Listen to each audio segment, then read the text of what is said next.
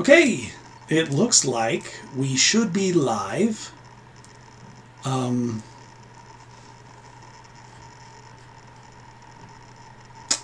Yeah, we should be live.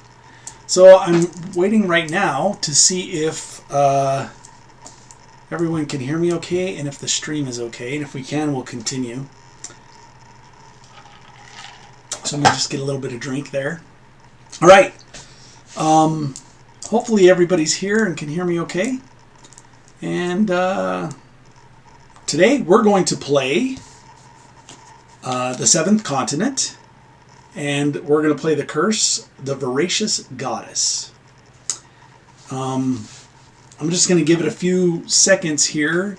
I'm waiting for somebody to tell me that they can hear me okay and that the video is okay. So hopefully they will get back to me here shortly. If you're not familiar with the Seventh Continent game, it is an adventure game for 1 to 4 players. Produced by Serious Pulp. I believe they're out of France. And it is a wonderful game. I guess I should say I have attempted to play the Voracious Goddess 2 or 3 or 4 or 5 times. I can't remember what. And I did more exploring than I did solving the mystery or the clues or the puzzle or the whatever. And so my hope is that I will be able to do these streams more continuously and go through all of them for those of you who don't have the game or would just like to share along in the adventure. Hopefully the cameras are positioned okay. It's probably hard to see, but we're going to get a lot of cards out here, so it's going to be hard to see everything anyway. So having said that, I will try and read all the cards, give you a feel for what's going on, and hopefully you'll get some idea of what it's like to play the Seventh Continent. All right, with that, we're going to get started. So I randomized the adventurers, and I picked Dmitry Gorchkov. And so I'm going to just read his backstory and let you know about Dmitry. Dmitry is not too fond of talking about his past or what drives him. Rumor has it that he escaped from the Peter and Paul Fortress in St. Petersburg, where he was being held for, quote, anarchistic activities and propaganda, unquote. He is thought to have joined the expedition as a security expert in order to leave his troubled past behind him. The scars that cover his body and the way he screams when he wakes up in the morning say more about what he went through and his ability to face danger than he ever would. So, that is my character. I am playing a single player, which means my hand limit is 9, 4 bonus and 5 skills.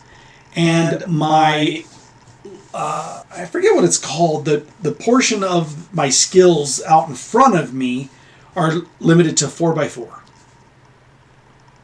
Oh, hand limit's 5, and my skill section is 4x4. So I can have 4 wide, which is why I have these dice, and 4 deep. In 4 cards in each column. Okay, so it sounds like there's an echo. Let me see if I can resolve this. I don't know if I can.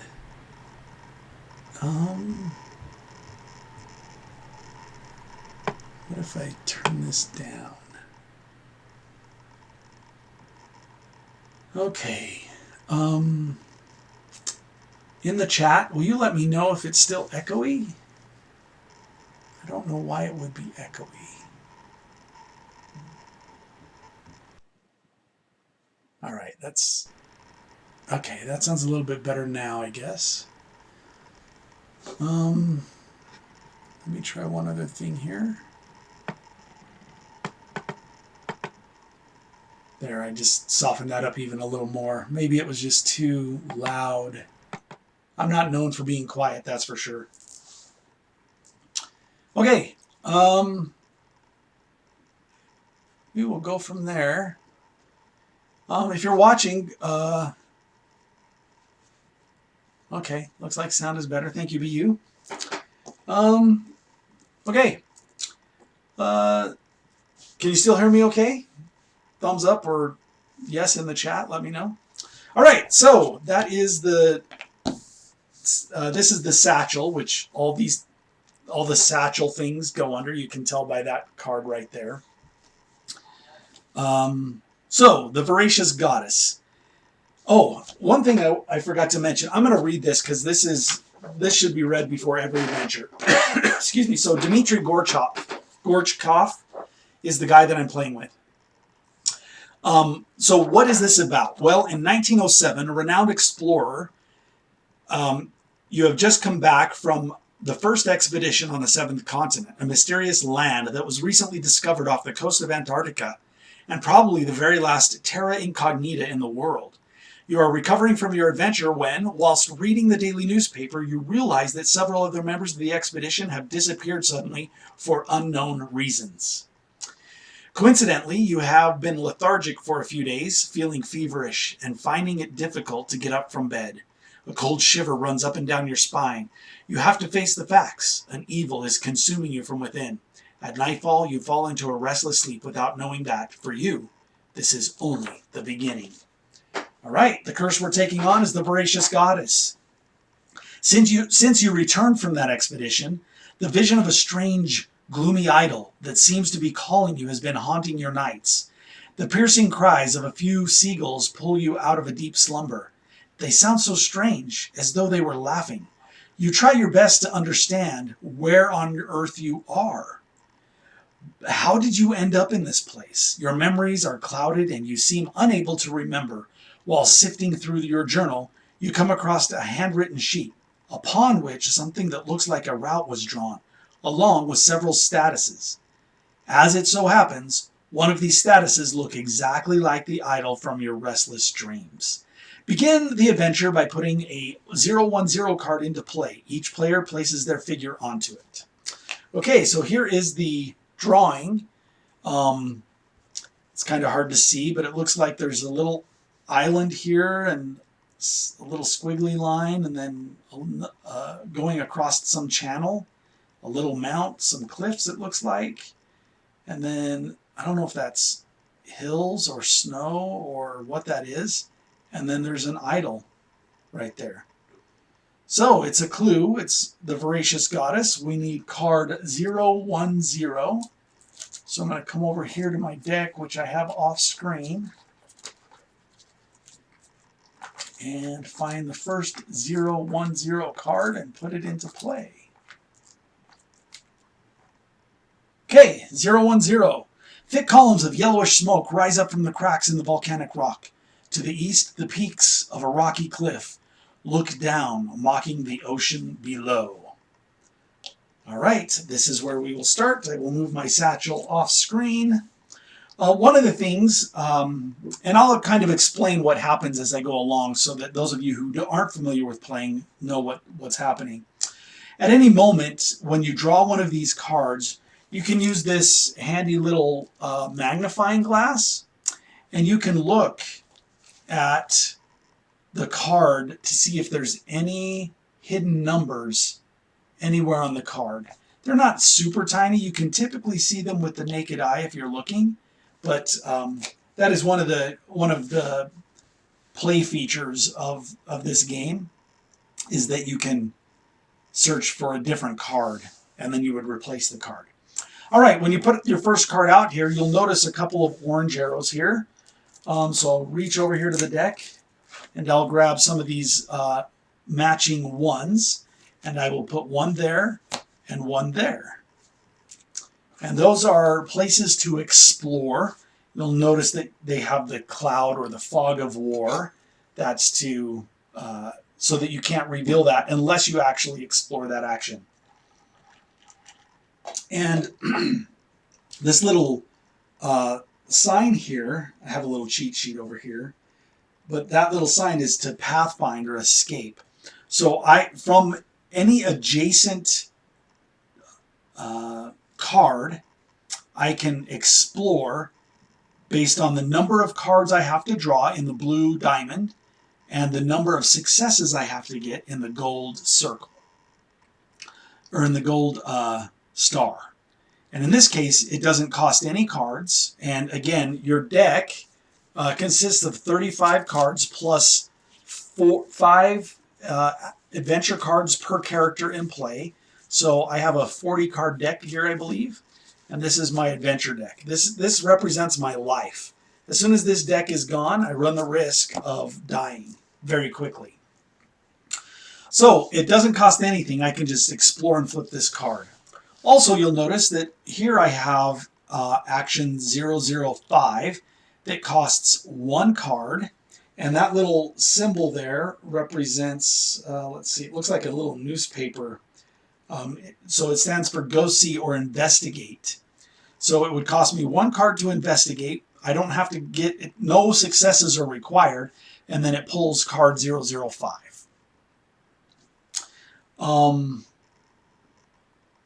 Let me check one thing here. Just making sure our stream is still good. All right.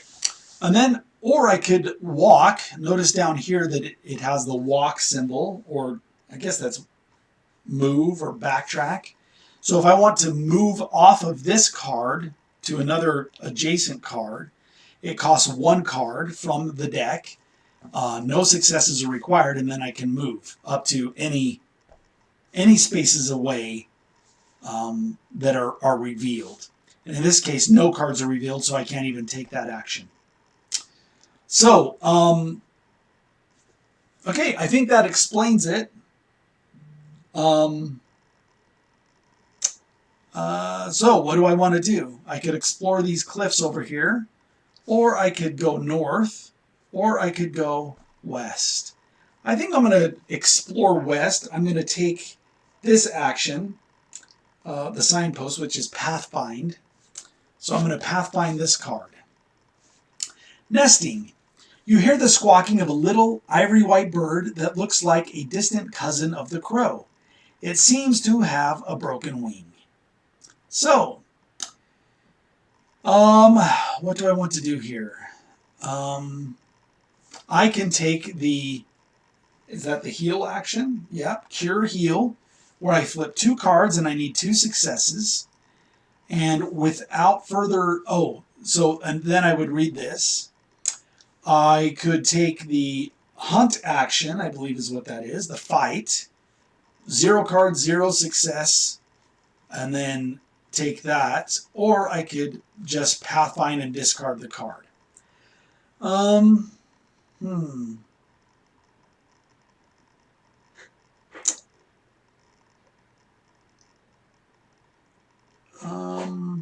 I'm not sure what that little red symbol is. The red 2 there. Let's see.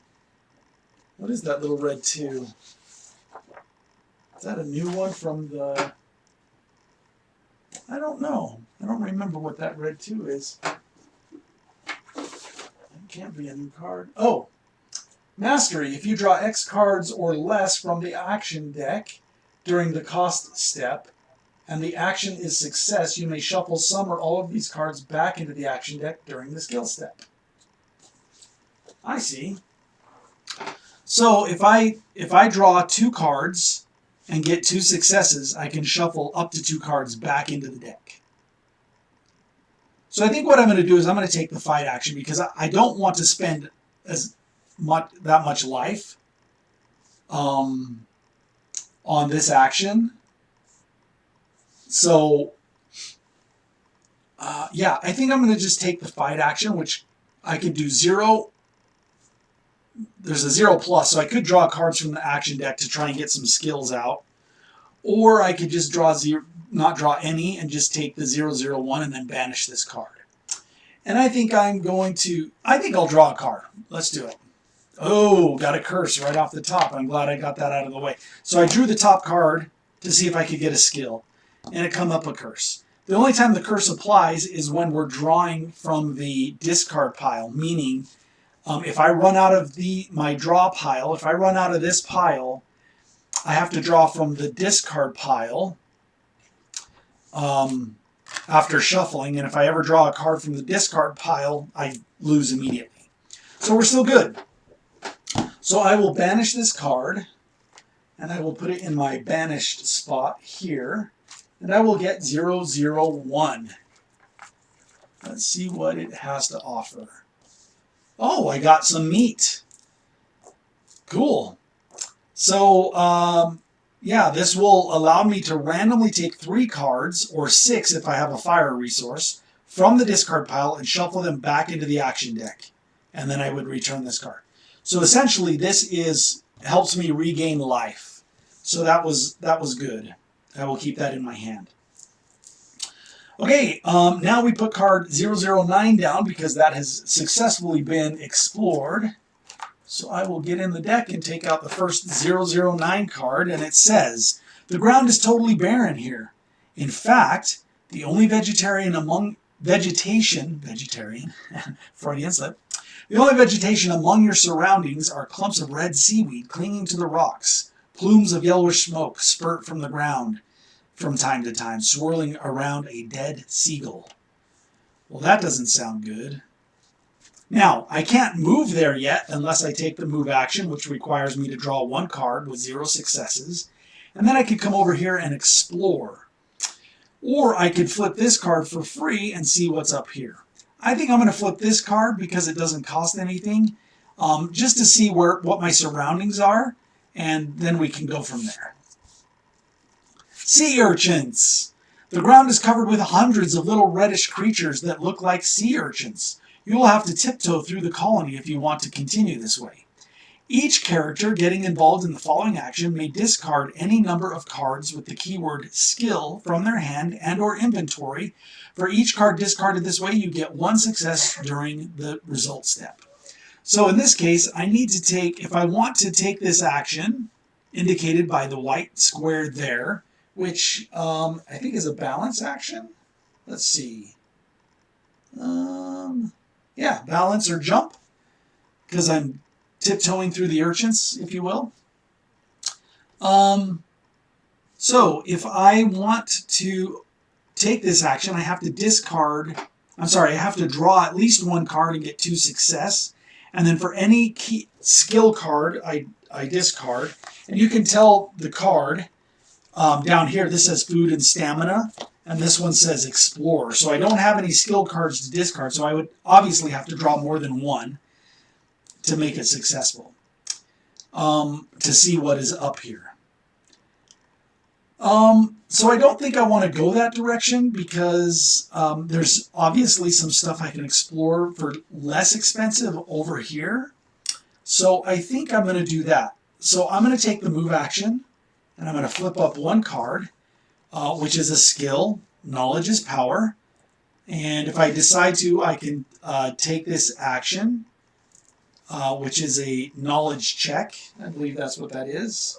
Yep, think or compose myself. And if I do that, I can get more experience, which all go under the satchel card, which then I can expend for better skill cards. So I will add that to my hand.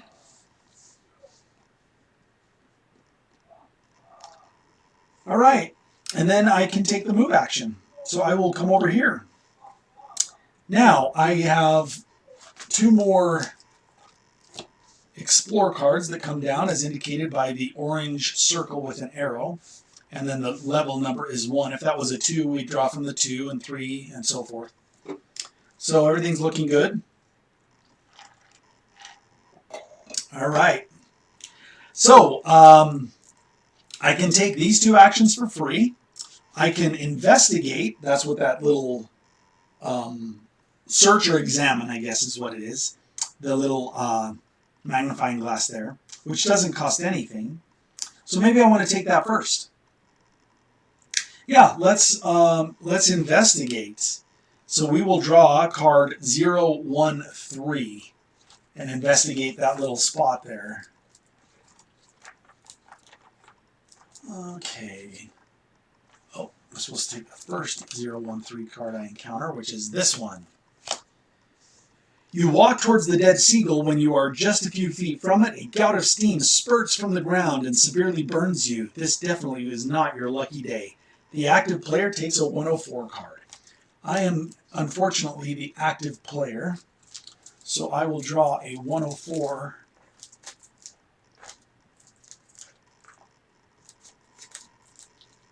which I'm assuming is going to be a burn. Superficial burn, deep cut or fractured bone. Injuries on the 7th continent can be extremely life-threatening.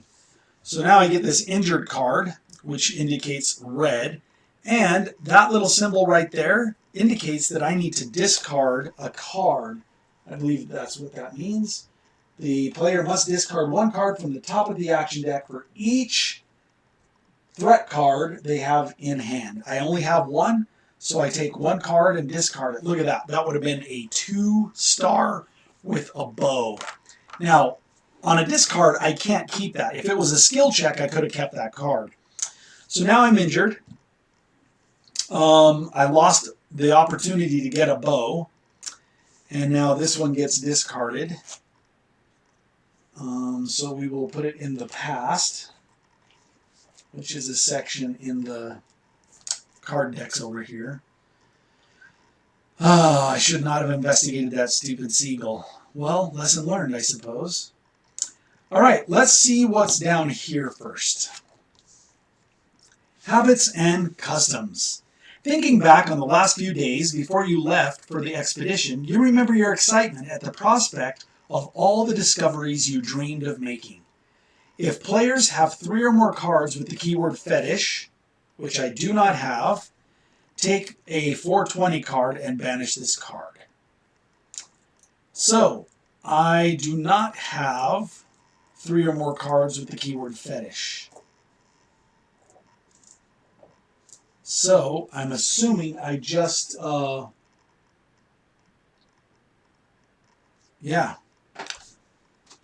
I can't take the 420 and banish this card, so I guess it just goes into the past. And then this little symbol, excuse me, right here, indicates that I just replaced this with the 006 card. So we will do that. All right, 006, your turn. There is no smoke here. Some moss and even few bamboo-like canes grow in this area. Ooh, look at that. And even though I'm not on that card, I still put an adventure card here. Oh, and I haven't been looking. Oh, look, right there. There, I see it right now. So if I examine that card, yep, right there is a 024. So the way that works is because I recognize that there's a 024 there, I find the 024 card, and I pull this one out and replace it with this. The submarine is in the water. Now set off as quickly as you can. You never know what could happen. Is that right? 024. That does not look right to me. Oh, maybe it's a 014. Did I read it wrong? I'm sure I did. Well, it wouldn't be a board game if I didn't make a mistake. So, there you go. All right. You frighten a little crab, and it scurries into a small hole hidden away among the weeds. All right. So, there we go. Notice that it matches. This one goes into the past, and it gets replaced. You can see the difference here. There's an action now here that wasn't here before, which it was a crab, so I could go investigate, and I bet I could get more food, which I may want to do. So I will go check out the crab and see what we have going on. Okay. Do I want to check this way, or do I want to come down here and get more food? I think I will. Ooh, but moving off here costs 2. So if I come down here, it costs 2 cards to get back. Is it worth it to get 1? So let me kind of explain what's happening here. If I come here and I do happen to get some meat from that crab, or I have the opportunity to get meat, it's a net 3, no, it's a net 0 for me. And here's what I mean. It takes one card from the draw deck to move down. Then it would take 2 cards from the draw deck, as indicated here, to move back, which is a total of 3 cards. Unless I have a fire, one of these cards only yields 3 cards returned to my health deck. So that's a net 0. It doesn't cost me anything to come down here if I get some crab meat. So is it really worth it? Probably not. Not at this point. If I really was desperate for food, then I probably would. But I'm not that desperate. So, I think what I'm going to do is explore this. That's not explore. It's, what's it called? Pathfind. So I just flip this card and read it. Cursed. Anxiety overcomes you despite cold temperature. You are sweating profusely and start to shake uncontrollably. Okay, so I can draw 0 cards plus, meaning I can draw as many cards as I want. It's required that I get 2 successes. That little head symbol represents think or compose myself. The red outline around it indicates it's an action that I must take, meaning I can't. I think that's what that means. Let me consult the rule book real quick. I'm pretty sure that's, yeah, right here. All players involved in the current action must take the action collectively. Other players may not get involved in it. Well, I'm playing a solo play, so I must take that action. There's nothing I can do about it. So I think I'm going to draw at a minimum 2. I have this card, which will allow me to put 3 back if needed. But I think I'm going to draw 3. One other thing I'll make mention, now's a good time to mention, what are the possible success rates in this game? Well, they have this little table, let me see if I can find it, in the rule book that indicates, let's see, right here. That's unfortunate.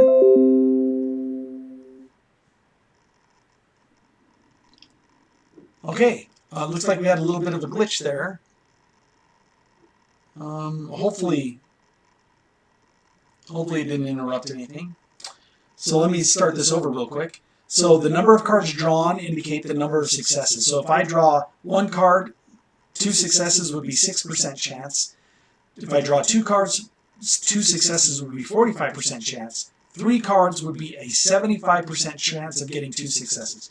So right now I have a 75% chance, which is basically rolling a die and getting a 3 or higher, right? Something like that. If I wanted to increase it to a 90% chance, I could draw 4, but I don't know that this is that critical in terms of life or death. So I'm gonna take the 75% chance and I'm gonna get 3 cards. So let's reveal them. There's a half star. There's 1 and 2 halves, and a curse. Well, at least we got another curse out of the way. I did not get the success number of successes I need. So, I read this little black box. After a long struggle, you regain your composure. Each involved character takes a 101 card, except for those that are tired.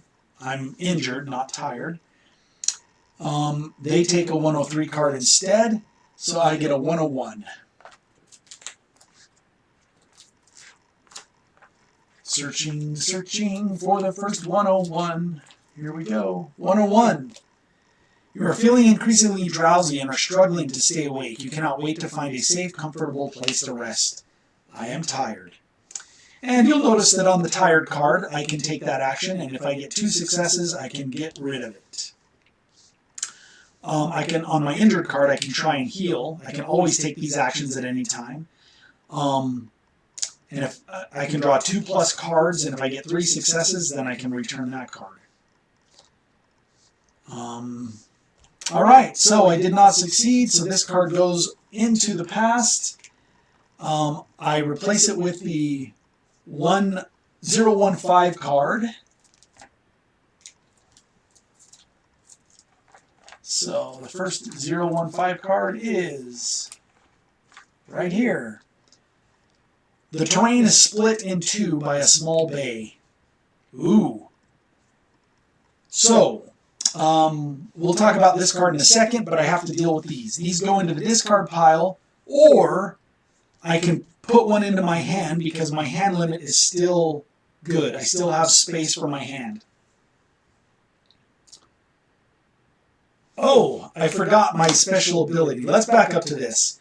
When you get a threat card, state card, which is one of these, you may discard one card with the keyword aggressiveness from your hand or inventory in order to ignore the effect of the discard icon, which is this one here. That one. However, oh, and I do have one. Okay, so I didn't have this before, but I have to remember this moving forward. Also, I have this ability, which I have been ignoring.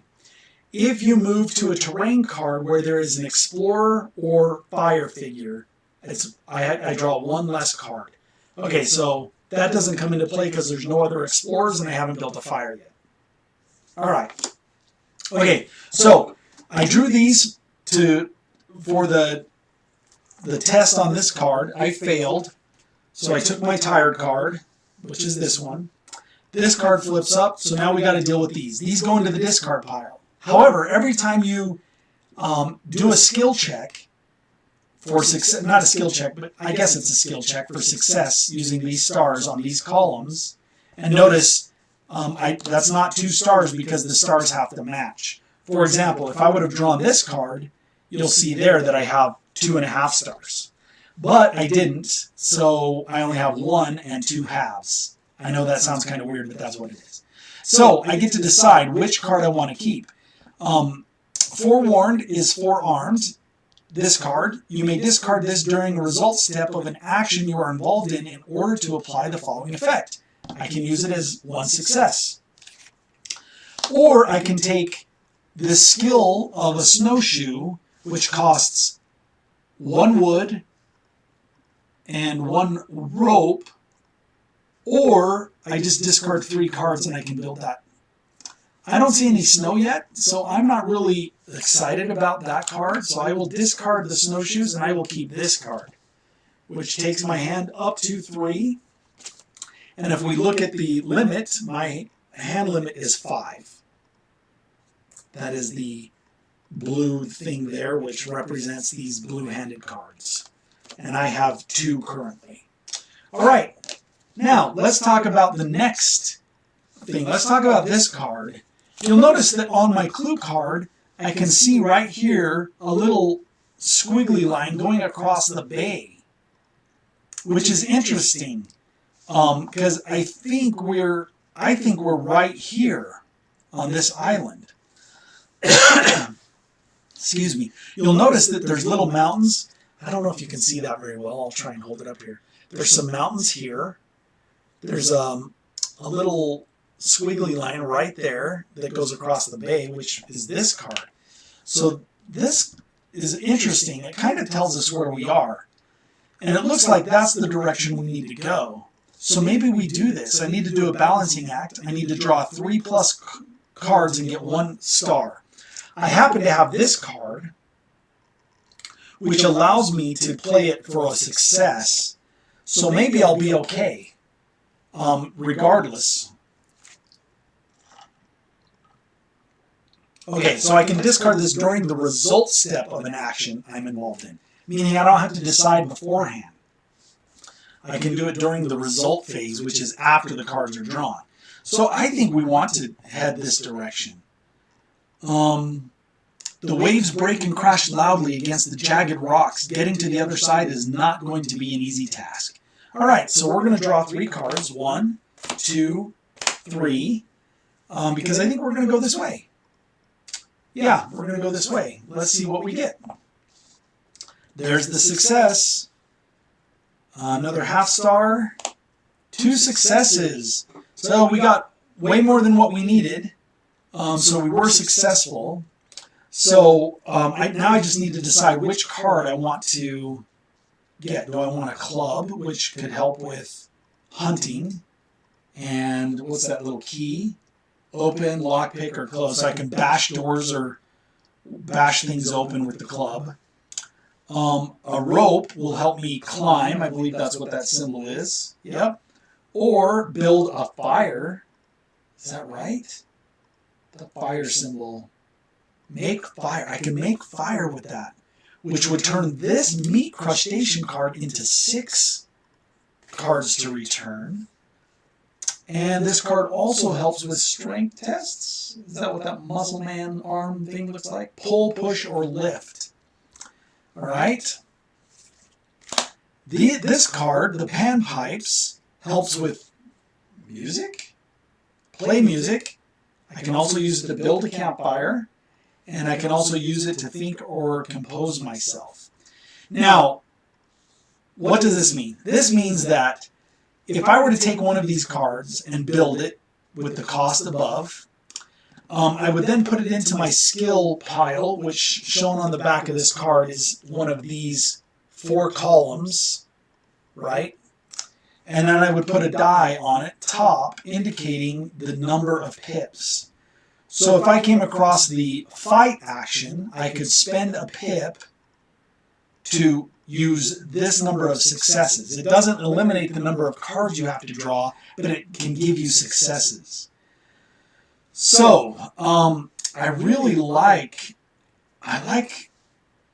the fire and the compose myself of the panpipes.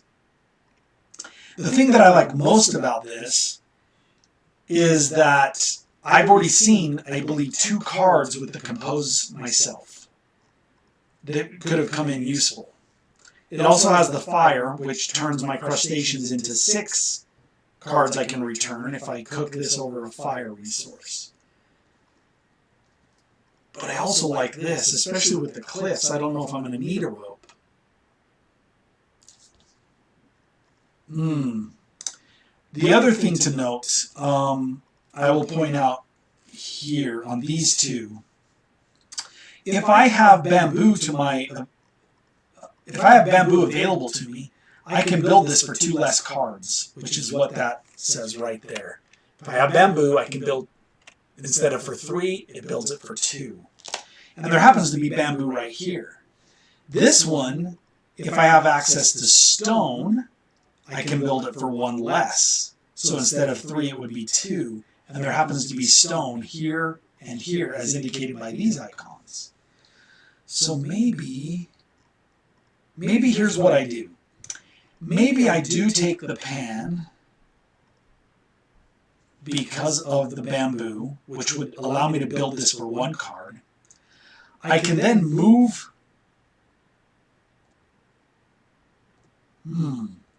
I could then build my fire. I could then come down here. I could hunt the crustacean, the crabs that ran into this portion here. And if I get crustaceans, I can then use, because I have the fire here, I can use this to go back for -1, so it would only cost me 1.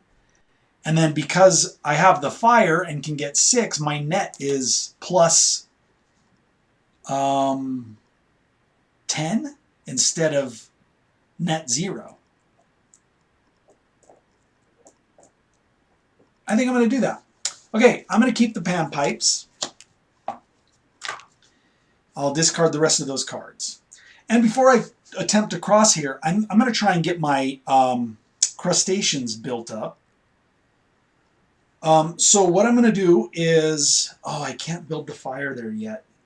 But that's okay. I'm going to spend 1 card to move. And I get a fire making kit. So I get another fire card, because I can keep that on a skill check. So I will, and I only have 3 cards so far. That makes 4 cards, so I'll keep the fire making kit. I will then move here. Then I'm going to investigate 016. or search, I guess. And my search yields 016. There is something in there. Following the scampering crab, you notice a gleam at the entrance to the hole. You crouch down and reach into the hole to take out the object. Ooh, we got a metal gear wheel. A small metal gear wheel found in the lair of a crab. Awesome! Now, there's a couple things that I will mention here for new players. The first is this little symbol here. It shows the brown book. That means this goes immediately into the satchel. The other thing I will mention is this little gear, which is a +6.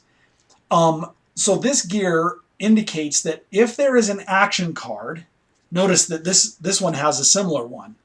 So if there is an action that I can take on one of these cards that has that symbol, I add 6 to the card that I would draw. And we'll talk more about that later, but keep that in mind. So I will put the gear wheel into the satchel. That is awesome. I'm so glad I found that. Now, it didn't yield any crustaceans, unfortunately, any hunting, but that's okay. I can also see footprints down this way, so maybe I come over here where there is a spot or observe, which costs 1 card. Or I can flip this for free because there's no cost. I'm going to flip this one first. Migraine. Oh, crap. Okay, your head is pounding. Closing your eyes, you're taking a short rest. Sorry. Closing your eyes and taking a short rest should help ease the pain. We shall see. Okay, immediately after this is revealed, I discard cards based on the number of red hands I have. I can't remember if Gorshkov counts as a red hand. I believe it does. Each red hand they have in hand. Yep, so it does. So technically I probably should have discarded 1 more for this one. Well, mistakes were made. Asterisks will be dealt. Okay, so let's see. What do I want to do? Because I have this card here, when I get a red card state... Oh, nope, that's when I draw a red card state. So I just have to discard 3 cards. 1, 2, 3. Got rid of another curse, which is okay, I suppose. All right, and then the active player is forced to take the following action. I can rest with a mandatory 2, or if at least 1 character is tired, which I am, it requires 4 successes. So, how many cards do I need to draw? I'm going to consult this little thing here. I need 4 successes. If I draw 6 cards, I have a 72% chance. 6 cards! Oh my gosh!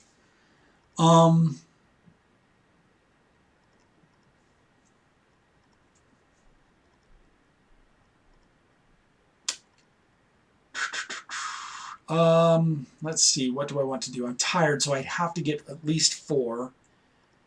You know what? I'm not going to draw any. I'm not going to draw any. So I fail, which means this, instead of getting banished, gets returned.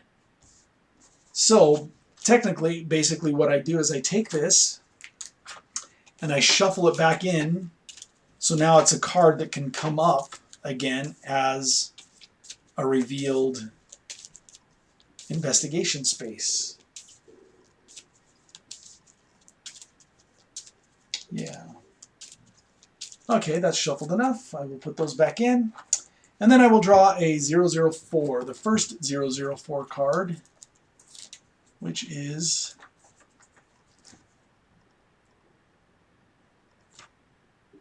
not that one.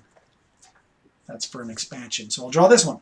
Progression in this direction is hampered by many jets of boiling steam. It seems you have to take a steep path to reach the ocean that you can see below. Oh, so now notice here that there is an arrow pointing up. So these are now all connected, but there was no way to get down from this one until this card was drawn. So it looks more and more like we're on this little island. Yeah, what do I want to do here? I think I'm going to investigate this 12. I have to draw at least one card. I have 1, 2, 3, 4 blue cards in my hand. Oh, look at that. It's one of my cards. Look at the top 2 cards of the action deck, then put them back in any order, either both on top of it or both on the bottom of this card. 6 cents. So I can take that action at any time for 0. Yeah, okay, that's great. I got the 1 success. I didn't need any successes, but I can keep this card now. So now I'm up to 5 cards. I can draw no more. But now I can investigate 12. So let's hope a monster doesn't come out and get me. From the few tracks you spot on the ground, it seems that there's a small animal was here recently. Oh, look at that. Look at that. I could take a hunting action. I don't know if you can see that. I'll scoot it up a little bit. I think you can. So I can hunt. So it did work out to come here because I can hunt. Okay, before I move any further, that actually has a 1 on it. I think what I'm going to do is I'm going to build my fire. And it is a Music Serenity, so this is my second column, and it gets a 3. And I'm going to use these because they're easier to see. I did have the Kickstarter bone-looking dice, but this is going to be easier. So I'm going to build this. I put the 3. It costs me 1 because I'm in the bamboo section, which takes off 2, so I can spend 1. And then this is, remember, choose 1 blue card in the discard pile, add it to your hand, discard this. I will keep that because that takes me back up to 1, 2, 3, 4, 5. So I have 5 cards in hand. I have 1 skill. And I am going to,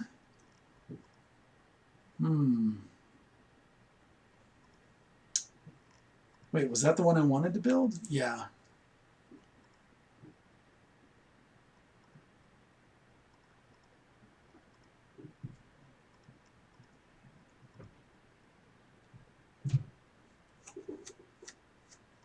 Yes. I will also build this one. Fire making kit. Puts 1 die on there. We'll talk about this card in a minute. I can basically go hunting here. So it's a locked action, or a, what's that lock represent? I forget. Players must draw the exact number of cards indicated. So I must draw 2, and I can't draw any more, and I must get 2 successes. But I also have this card, which allows me to add a success. So that can help, which is good.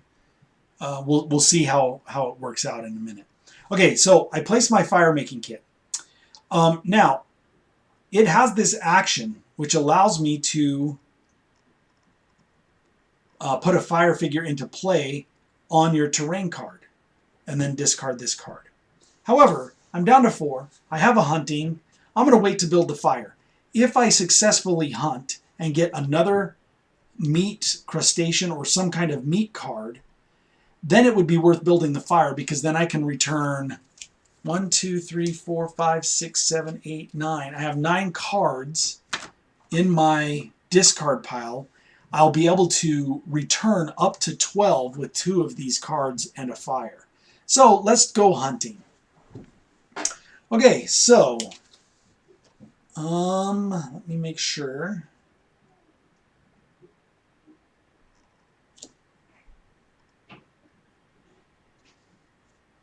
Okay, before I go hunting, I'm going to use my 6th sense, and I'm going to look at the top 2 cards of the action deck and put them back in any order, either both on top of it or both on the bottom of it, then discard this card.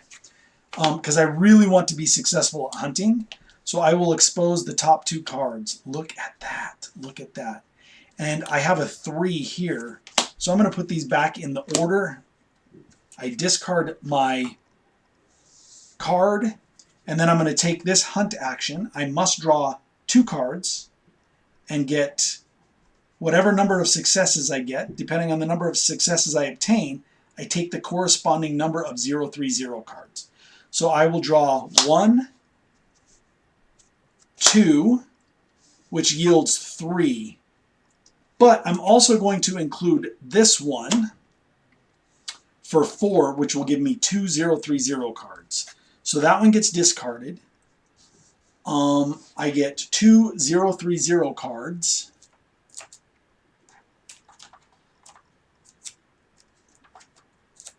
Looking for the 030.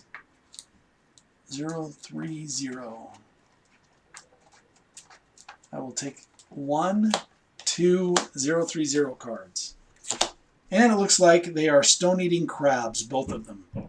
So, because I drew 2 of those and revealed them, if at least one involved character is bloody, you must discard one of the cards without the keyword predator.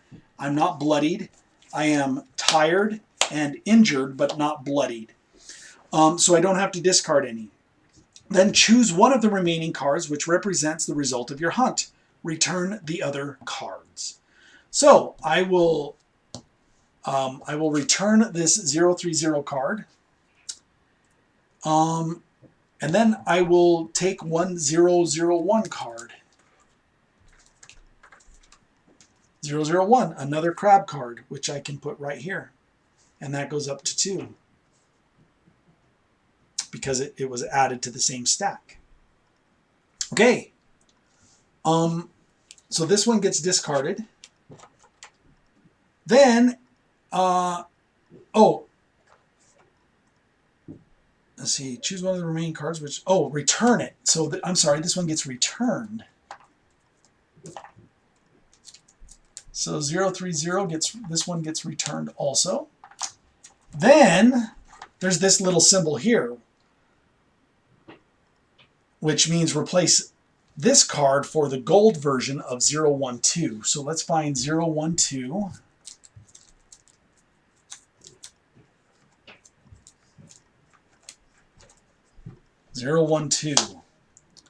Apparently there's not much more food in this desolate land than you have already found. You realize you had better ration what you have if you want to make it through.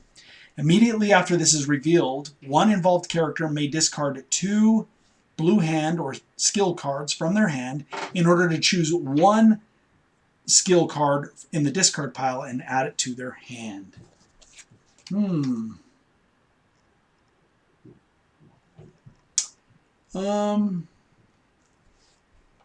Okay, and this symbol means banish the green card, replace it with that one. So that one gets banished.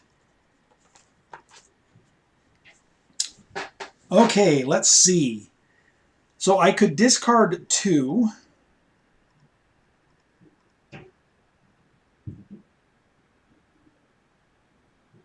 Okay, so let's resolve this first. Oh, wait. Yeah, because the order of operation is I need to pick one of these cards.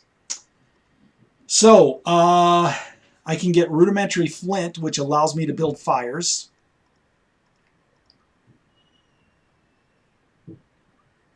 Which would be really good. Or I can get an instant success off this card. I think what I want to do, I already have a fire making kit. It costs 1 to build unless I have flint. And if I move back here, I will have flint so I can build it for free. I'm keeping the flint. Fire is important in this game, especially if you have food, because it allows you to return cards. So there's 1, 2, 3, 4, 5, 6, 7, 8, 9, 10, 11, 12. I could return all of these and be at full health if I wanted to. Now, immediately after this card is revealed, one involved character may discard 2 skill cards from their hand in order to choose 1 card and add it to their hand. I don't think I want to do that because I have this card, remember, where I can take an action for free and choose 1 card in the discard pile and add it to my hand and discard this card. So in lieu of losing 2 skill cards, I could just return this one and take the one I want, which I think I want to do right now. I think I'm going to keep this one in the discard pile because 3 successes, they're the same exact card basically. But this is a better one for drawing because I could get 3 successes in one draw, whereas this one's only 1. I could get my skill check back, my 6th sense back, which allows me to manipulate the skill deck. I could get a splint, which is good for healing. I could get a club. I could get the rope. I could get a bow, which is really good for hunting. Ooh. Okay, I think I'm going to wait. I don't need to put any cards back in the deck. I have another column I can get started. So yeah, I think I'm good. I think I'm gonna wait out. Now, I think I'm gonna come up here. I think I'm done on the island. I don't think I want to explore this over here. There's more steam, obviously. There's some stuff that I can search out over here, but I don't know if it's worth going over there. So I'm gonna take the move action, which costs 2. And again, these aren't skill checks. These are just, it's a cost. So I can't keep any of the cards, but I can definitely look at what I'm losing. I'm losing a torch. And this one, you may discard this during the cost step of an action you're involved in order to apply the following effect, -3 cards. That's a good card. But I have my remember card, which would allow me to draw from it. Okay. Looks like we've been playing for about an hour, and we're about to get off this island. So let's see what happens, and then maybe we'll call this good. We'll hit a save spot, and then I'll continue tomorrow. All right, so I can move now because I discarded the 2 cards. And look at that, I have a stone there. So I can build this flint for free because I do have to draw 1 card. But because I have the stone, it's -1, so I don't have to draw any card. So I can just add this to the stack here, and this goes to 2.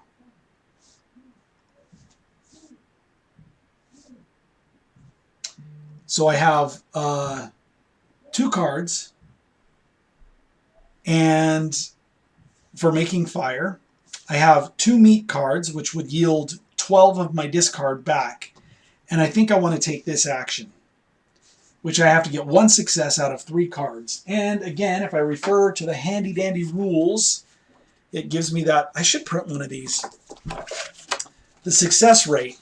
So if I'm drawing 3 cards and need 1 success, I have a 97% chance of being successful.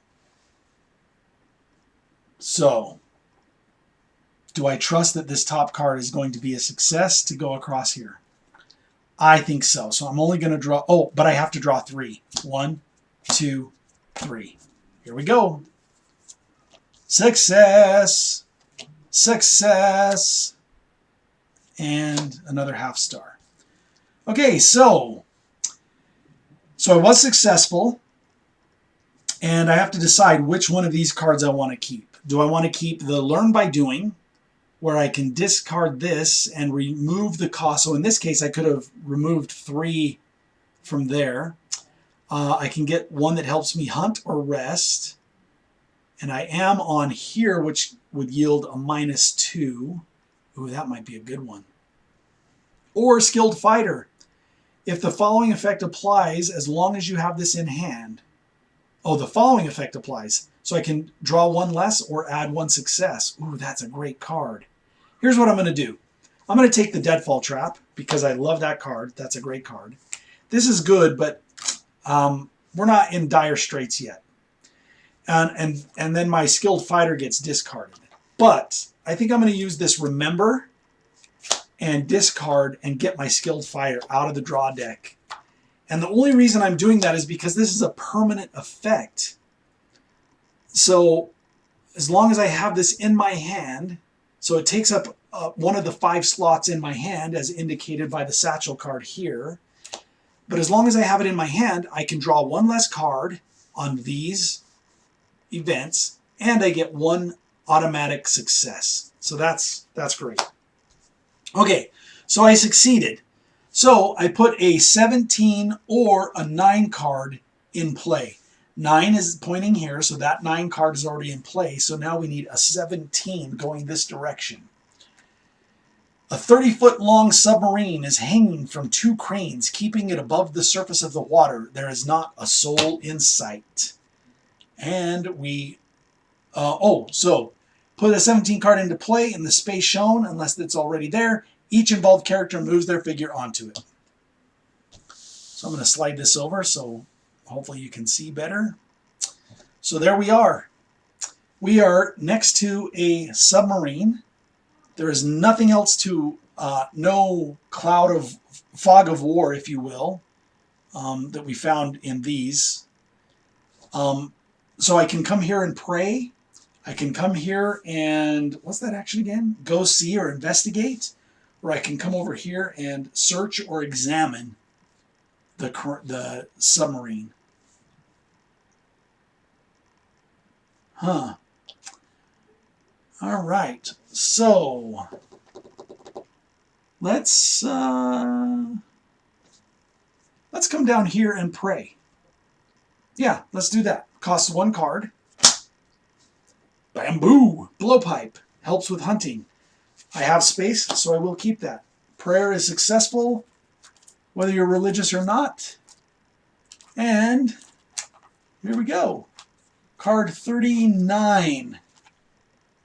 You come across 2 marked graves. You can kind of see the graves there. Very likely the crew of the submarine.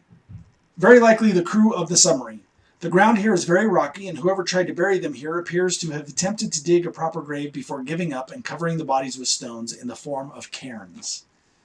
So there we go. You meditate for a while, pondering the demise of the deceased while hoping to avoid their fate. Immediately after this is revealed, take a 666 card and resolve it, applying the following effects. Oh, goodness. 666 cards. Where did I put my 666 cards? Those are not cards I really want to draw. I know where they are. Excuse me a moment. They are in my expansion box, because there are 2 massive boxes for this game. And I happened to have forgotten I would need a 666 card. So, let's see.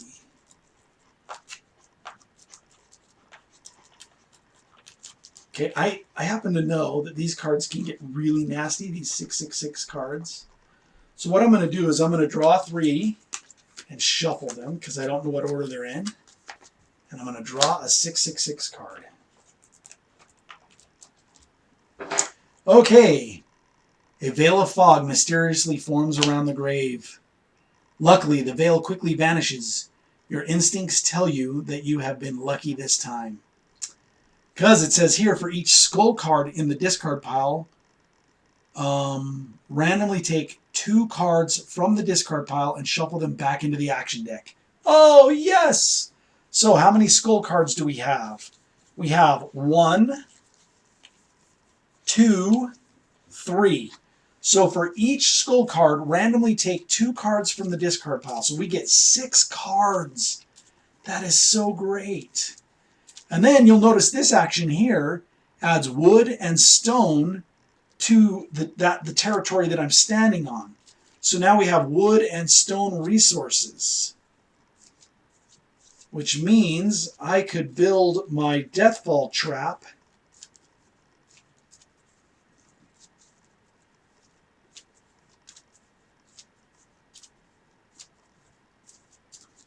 Yeah, I could do that. Okay, card number 1, card number 2, card number 3, card number 4. I like to shuffle after each one just to make sure it's randomized. Card number 5 and card number 6. Okay, the rest go back into the discard pile face up. These get shuffled in. Is that what it says? Shuffle them back into the action deck. Yay, me! Okay.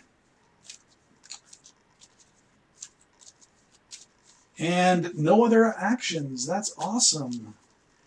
Now, one other thing I forgot to mention is the discard pile card holder has an action on there I can take any time. I'll show you what that says here in a second after I get done shuffling these. I like to make sure they're really randomized. Okay, there we go. So I will put this 666 back into the mix.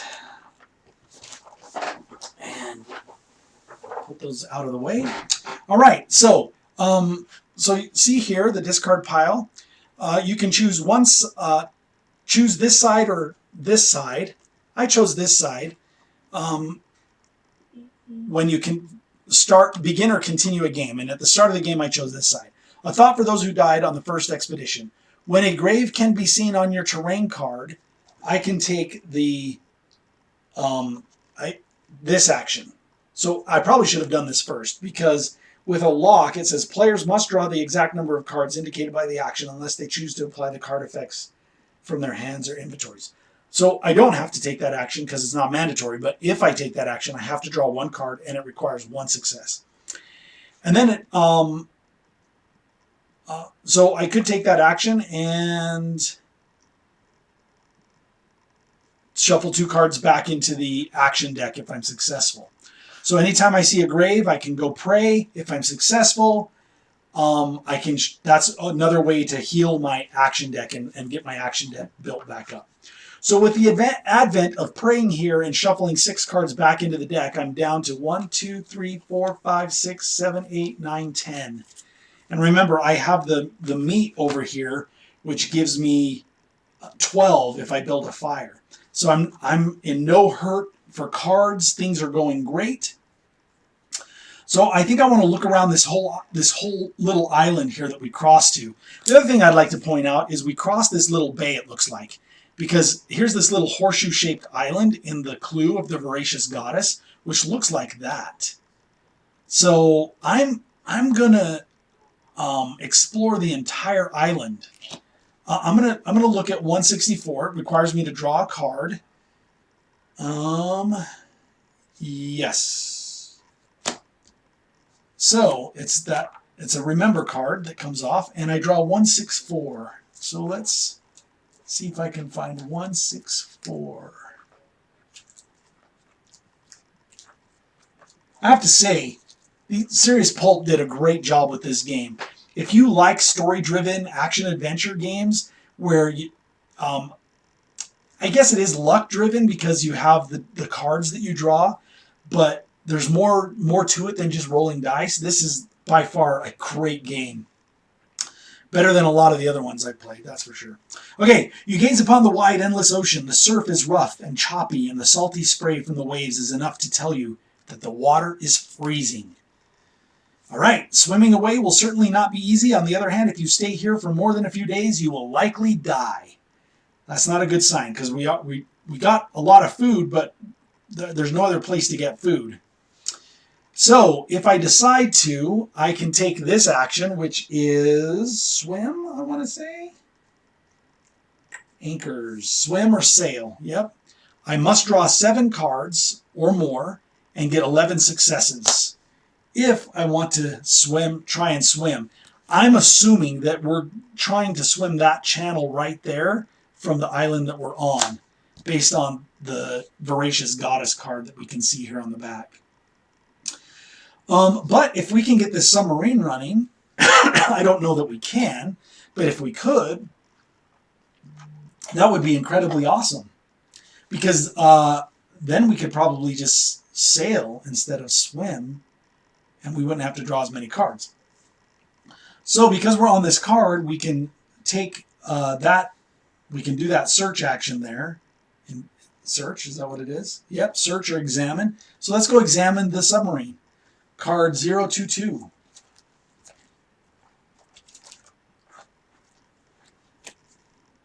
Um, 022. There we are right there. Oh, let me read it.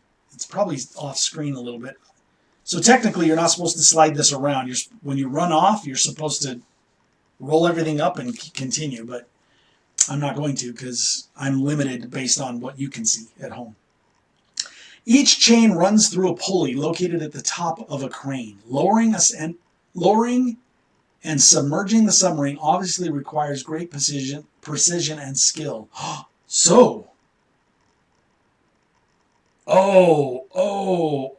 That is awesome. Okay, so this is a strength check that you must draw one card on. But look at this. I have this permanent effect that allows me to take a strength where I can either reduce it by 1 or get 1 success. So because I'm strong, I can reduce it by 1 and get 1 success and do that automatically. I'm so glad I kept that card. Oh man, I must have been inspired. Okay, so I am going to use my Skilled Fighter card, which allows me to reduce it by 1 and get 1 success, which means I complete this. The chains do not break. The submarine is back in the water. Return the terrain card you are standing on and replace it with a 024 card. Discard this card. So this is the terrain I'm standing on. Replace it with a 024 card. Oh yeah, that's the one I drew my mistake. I remember. And then discard this card and I got to replace this with the gold version. So let's do it in order. Return the terrain card you are standing on, which is this one, and replace it with the submarine is in the water. Now set off as quickly as you can. You never know what could happen. So notice, did anything change? Yes, the submarine. The submarine is now submerged. Okay, so this one goes into the past. And this little action means I discard card 22 and replace it with the gold version. I'm sorry, I banish. Is it banish? Yeah, banish this card. So I will put this in the banish card section and replace it with the 22 gold card, which is this one. The mechanism hopelessly jammed and has stopped working. There is no way to repair it and lower the submarine into the water. Oh, I am so glad we got the submarine into the water. That was weird. Why would it tell me to do that? Oh, sorry. Sorry, my bad. My bad. No, we don't do that. That's on a fail. Well, here we go. Cheating again. Asterisk away. Okay, which is fine because we were successful. Okay, so how do we take the submarine? Oh, the number changed. It was 22, now it's 37. So we will take that action right away. Let's see what 37 reveals.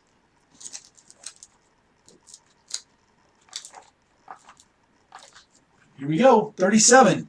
Stepping into the submarine, you see the former occupants Stepping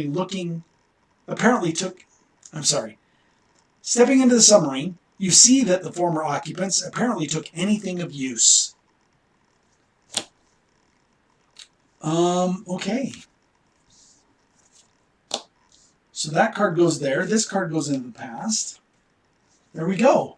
Entering the control room, you immediately check the remaining fuel. All you have to do is restart the engine and you'll be able to leave this blasted place. Okay, look at that. You see that gear? If I have any one of those gears, which if we consult the satchel, we have the gear, then I would add 6 to the 21, which would make that 27.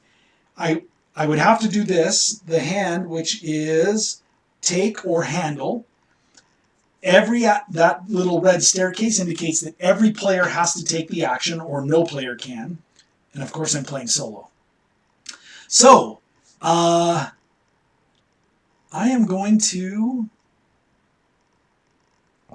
take that action. And because I have the gear that's found in my satchel, which I get to keep, I'm going to take card 27. 27. I don't know what that 37 thumbs up thing means, but okay. A stick on the control panel seems to engage the engine. You fit the metal gear wheel on the panel and pull the stick down, but nothing happens. At second glance, the mechanism seems to take 2 gear wheels to start the engine. Disheartened, you head back out of the submarine. Ah, crap. Ah, crap. Okay, I need to find a second gear wheel. All right, it's been about an hour and 20 minutes, hour and 15 minutes. I'm still stuck on the island. I need to find a second gear wheel. There are a few places I have not explored. So maybe I go explore those places and see if I can find a second gear wheel.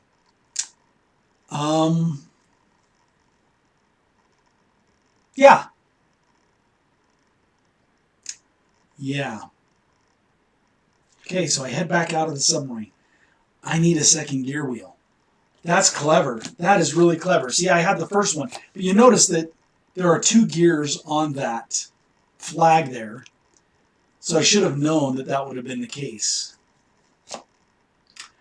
I wonder if we can go back and search 16 again to see if there's another gear wheel. Oh, where else could I look? I haven't explored 35. I haven't explored 8, 5. I didn't go up here to the sea urchin side of things.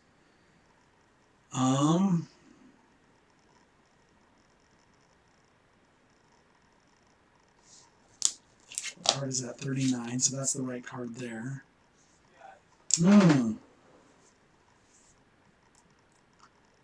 Okay. Okay, here's what I'm going to do. I'm going to build a fire. Why am I going to build a fire? Well, oh no, that won't help because I still have to cross this. So that will not help.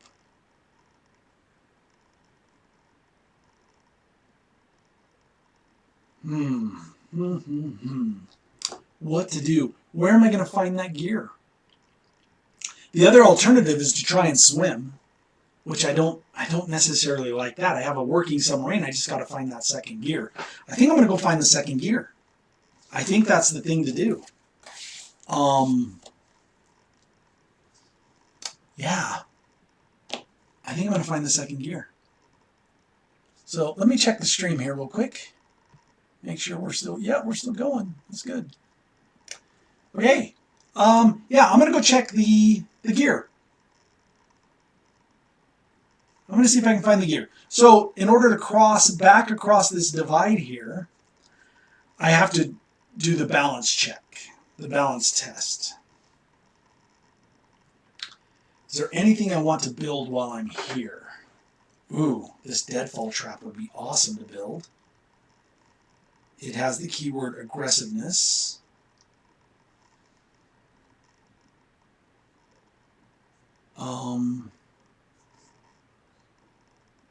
And if I have stone, which I do now because there's a stone here, I can build it for 2 less. So I'm going to build this here. Because I have to discard 1 card. Deadfall trap, and that goes up by 2, so that goes to 4. I can't keep this because it's a discard for building. I still have 1 column. Okay. Yeah. Okay, so I did get...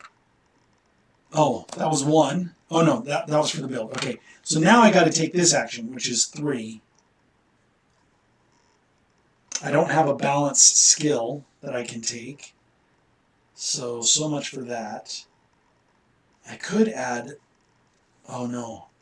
If I come back to here with this bamboo, I can build this blowpipe for free. Okay, so I'm going to take this action for 3 cards. 1, 2, 3. And I need 1 success, which I have. So there's another curse. I did get 1 success. And now I can keep either one of these. I can keep Knowledge is Power, or I can keep, when this is in your inventory, the woven basket. The item is part of contain up to 3 additional item cards. Wow, that is great. That is really good. Or I can use the experience, which allows me to get more experience by taking the knowledge action. I think I'm going to keep the woven basket. Oh, wow. But it costs 3 cards to get it out. Oh, but it's going to be so valuable. So yeah, I'll keep the woven basket, put it into my hand. So I'm up to 4 cards. I'm allowed 1 more space, 1 more card in my hand. We'll see how that works. Okay, so we made it successfully across.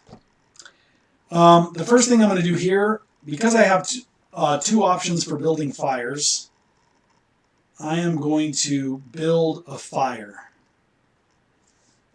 which I'm going to use this rudimentary flint.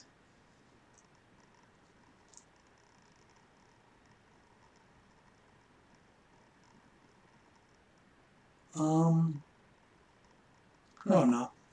I'm going to use this fire making kit right here.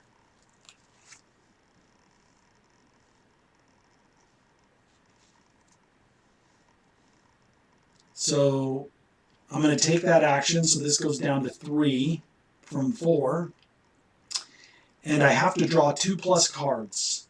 However, because I have this one, I can use my pipes if I want, and reduce it by 1 and get 1 success. I don't need the success. I'm just going to draw the 2 cards. Then I don't have to reduce this one. I can keep that one intact. So there's 1 success and the Voracious Goddess curse, which is fine.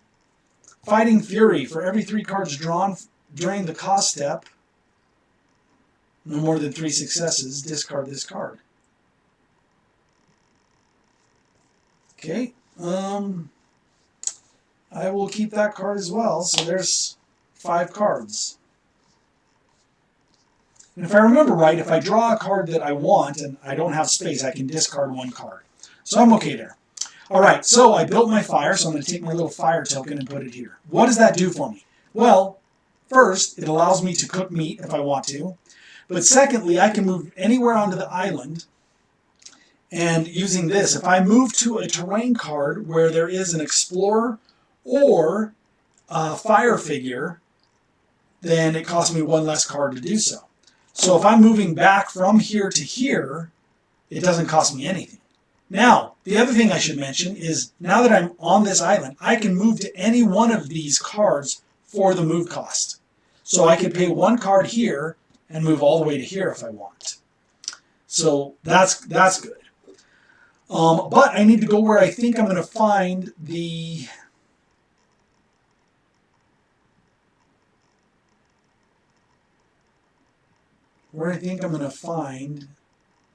gear.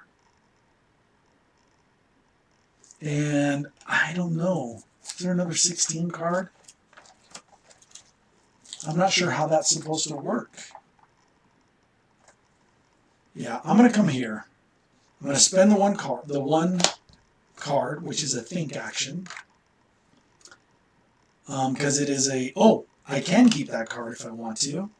So this is a think. Randomly take 7 cards from the action deck. You may add 1 skill card to your hand and must shuffle the other cards back into the action deck and or the discard pile you choose for each card, then discard this card. Do I want to keep that card?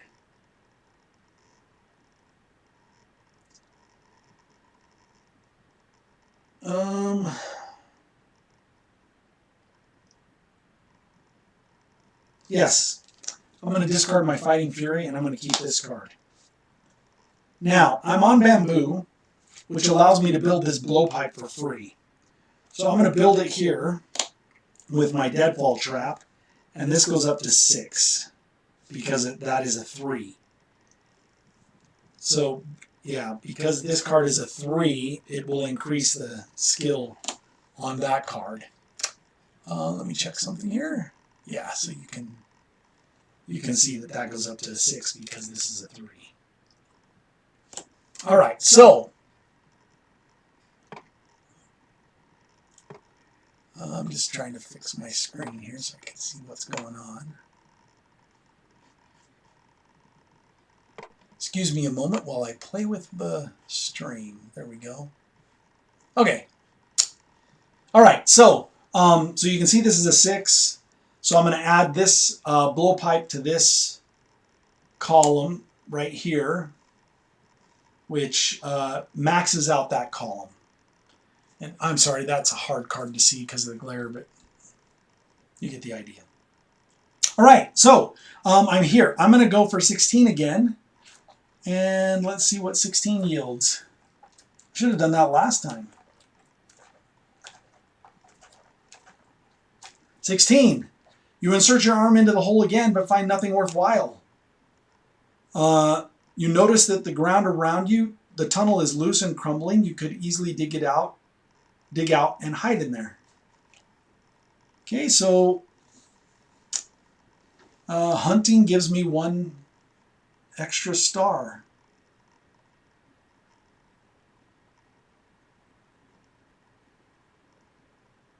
Okay, so that wasn't very useful.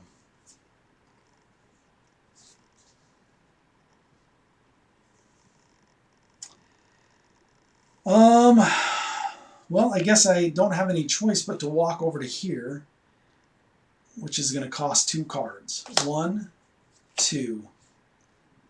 Oh, another think card, or a shovel card for dig action. I think I'm going to keep the think card. And then I'm going to move. Then, let's see, I have 1, 2, 3, 4, 5 cards in my hand. So I'm going to spend a think card, take 7 cards from the action deck. 1, 2, 3, 4, 5, 6, 7. 7 cards. And I can add 1 to your hand and then shuffle the rest back in. Woven cord. So, ooh, I have another fire card I could get. I could get a raft card. Ooh, could I swim? Could I raft that instead of swim? I can. So notice this one has the little raft symbol, or that little square symbol, which matches the symbol on this card, which means I could raft across instead of swim. If I'm successful. I can get bamboo armor, a walking stick. Ooh, that could be good if I had wood, because it would reduce the cost by 2 cards to walk anywhere on the island. And then, of course, the curse. Another friction fire and snowshoes. Okay, so what do I want? I have a couple more fires, which I don't need necessarily because I have 2 already. That raft looks tempting, because what if I can't find the other gear? If I can't find the other gear, I'm going to need that raft. Well, I don't know that I will necessarily, because there's not a raft. Oh yeah, there is. It will give me 3 successes of the 11 that I need. So that could be very useful. And it will only cost me 2 to build if I build it over here, because I have the wood icon here. Okay, I think I'm going to keep the raft card. And then the others get discarded or get shuffled back in. So that think action goes back there. So those get shuffled back in.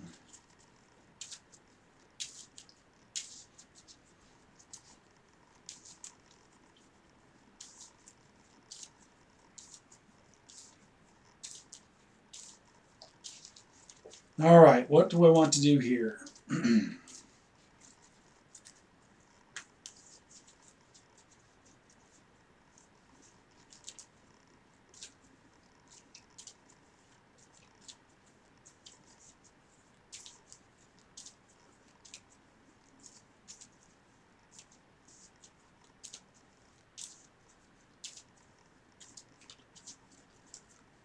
All right, do I want to use my other think card and get another one out?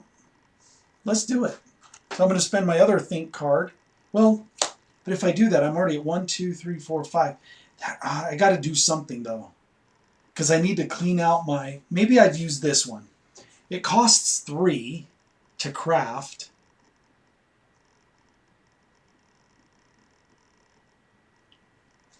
It costs 3 to craft. Do I build my basket? I won't be able to bump that up to 7, unfortunately. So it might not be useful to do right now.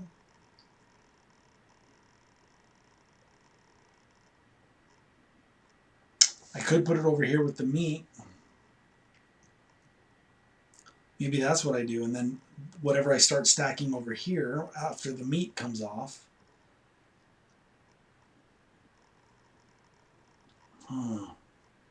But I'm going to draw more skill cards.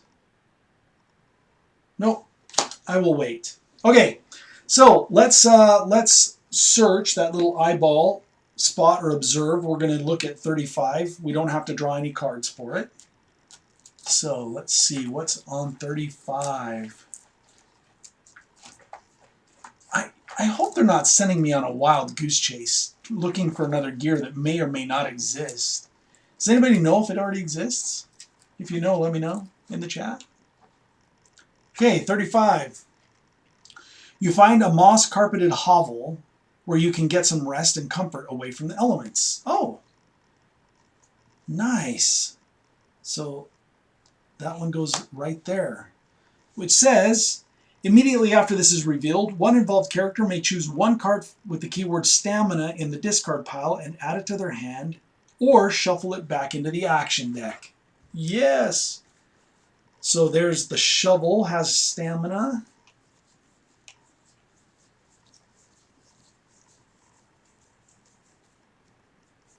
Learn by doing. They both have 1 success.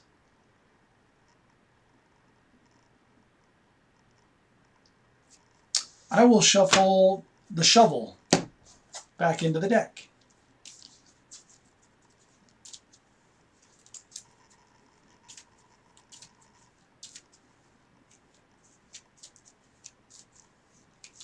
Okay. Now, this card adds 2 actions, or 2 things that we can do. If we take the rest action, we can it costs 1 less card and gives us 1 more success, and 1 success. Same with the heal. I happen to have these 2 cards. So let's take care of tired first, which requires success. I don't have to draw any cards, but I have to have 2 successes. So let me consult the rule book again for the... So, 2 successes. If I have 3 cards, I get a 75% chance. If I only... Let's see, if I only need 1 success... Let me think about this for a second. I need 2 successes. No, I need 1 success because this gives me a success. So if I need 1 success and I draw 2 cards, I have an 88% chance.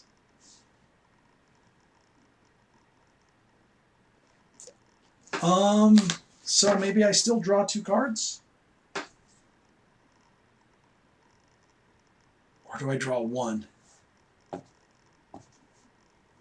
Let's draw 1. Success! Yes! Okay, so because I was successful, I can return this card, which is a 101. So I come to the deck. I should technically just shuffle it into the middle of the 101s. Alright, so that was good.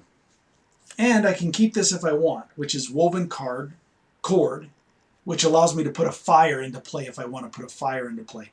I already have 2 of those, so I don't care about that. Yeah, I don't care. All right.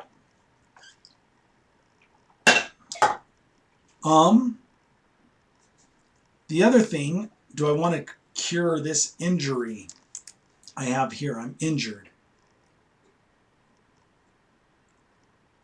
I have to draw 2 cards and get 3 successes, but because of this card, I have to draw 1 card and get 2 successes. But getting rid of that injury would be really good. Let's see. So I'm going to think And I'm going to draw 7 cards. 1, 2, 3, 4, 5, 6, 7. Okay, that's my think action. And I keep one and put the rest back. And I'm looking for a very specific one. Yes! Right here, that's the one I want. I can discard this card. So, Valiant Hearts shall not fail. I may discard this during the result step of an action you are involved in order to apply the following effects. I can get 2 successes and take a 1/0/1 card, which we happen to know is a tired card. So the rest I will shuffle back into the deck.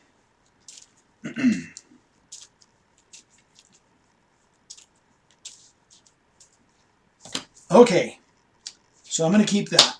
So I need to draw 1 card and get 2 successes. I have 2 successes here. So I'm going to draw, to try and get rid of my injured card, I'm going to draw 1, 2, 3 cards and see if I can get 2 successes, or do I want to draw 2 cards? I really want to heal myself. So I'm going to draw 3. Half. 1. Oh, look at that. Look at that. Okay. So I can discard this card. That will give me the 3 successes I need. Oh, wait. 1, 2. Yeah, I need 3. Which is shameful because I really wanted to keep that card. And I draw a 101 card. Let me pull this over here. I'm going to get all the 101s and shuffle them up.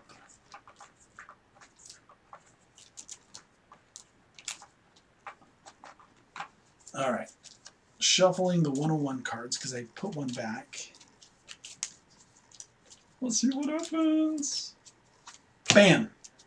Tired. Oh man, I felt like I'm going in circles. Okay. I will keep the walking stick. That gets discarded. This gets returned. And I draw a 003 card. So 104 goes back in. 104. And I get a 003 card. Where are the 003s? Oh, I know what this is. 003. A moment from your previous expedition comes to mind. Viho, your group's Cheyenne Pathfinder, had an amazing ability to spot paths to places that were otherwise unreachable. I get an experience point. So what are these for? This is the first time this has come up for anyone who's new to the game. Experience point allows you to buy advanced skills to build into your action deck. They're a little bit better than what the basic skills are. There's a whole stack of them here. So basically, and it gives tips, of course. This one is examine terrain cards carefully. In addition to potential hidden numbers, they may contain helpful hints, such as animal tracks suggesting the presence of wild game in the area. So it lets you hunt. When you need to spend some experience points, return this to spend 1. So this goes in the satchel, as indicated by that little icon right there, the satchel icon. And so we put it in the satchel, under the satchel pile, so that we have that. All right. Okay, so I think I took care of the healing. I got the tired card. So do I want to rest again? My deck is getting awfully low, so no, I'm not going to rest. I will deal with it in a minute. It does give me 1 success, and it requires 2, but it is what it is. All right, I'm going to spend 1 card and look at number 8 right here. So I spend the card. Examine the notes. How about taking a few moments to study the notes that you and your companions took during your previous expeditions to the 7th continent? Take 2 050 cards, keep 1 and return the other. Ooh, I think I want that card.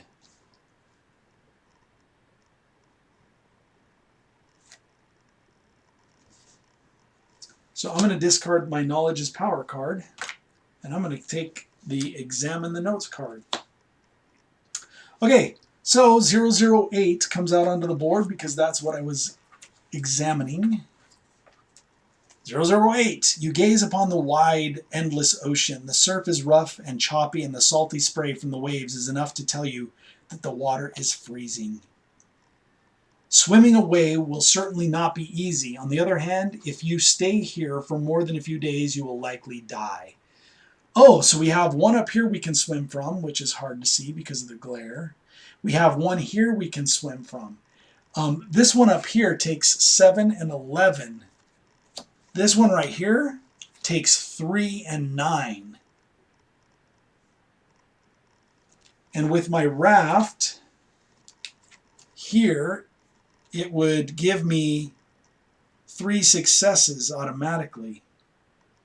Oh, I'm an idiot. I'm an idiot. If I built this, it would give me 3 successes on a rest check. Oh, I need wood to build it, though. Well, crud. Or I spend 5 cards. And I don't have any wood, so... Okay. Is what it is.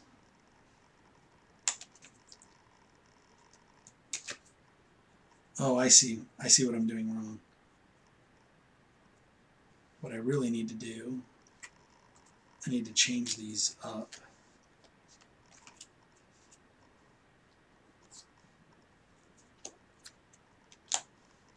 Okay. Yeah, I could have spent this. Okay, so that's what I'm going to do this time. I'm going to take this rest action on, I'm sorry. I'm going to take this rest action. I have to get 2 successes, and I don't have to draw any cards. I get 1 success here, but I also have this deadfall trap that provides 3 successes on a rest that I could have used last time, but unfortunately didn't. So I will spend 1 pip there to get those 3. 4 successes, I can return this. So the 101 goes away. Okay, back in action. Here we go.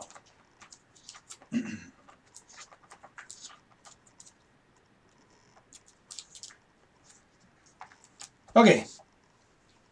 So, I really want to find that gear. I want to take that submarine, but I don't know where else to look. The only place I haven't explored is up here. How many of these cards do I have left? 1, 2, 3, 4, 5, 7, 8, 9, 10. Only 11. How many cards in the discard pile?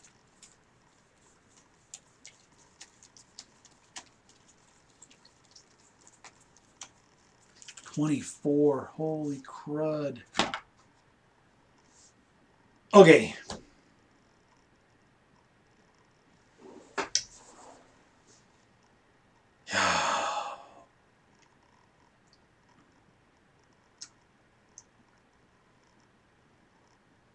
I'm going to risk it for the biscuit. I need to, right? You only live once.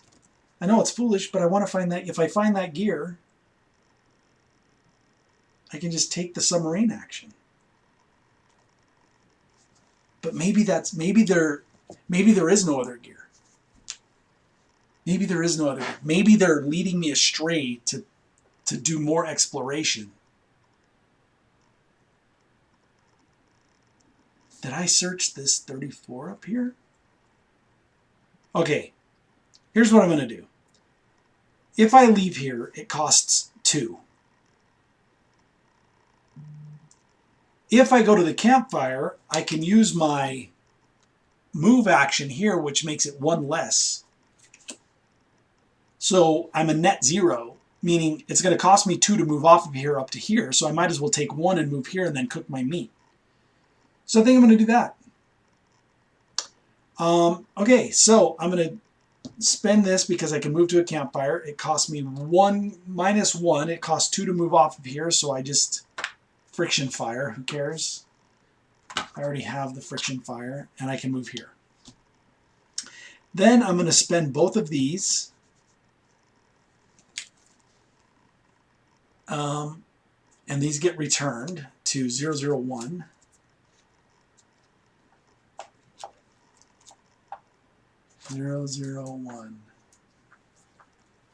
And each one yields 6 if I have a fire source. So I get 12 of my discard pile back. So I'm going to shuffle my discard pile.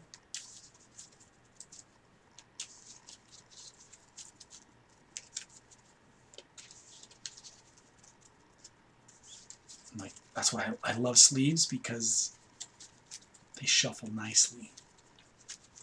Okay, and then I'm just going to count them out. 1, 2, 3, 4, 5, 6, 7, 8, 9, 10, 11, and 12.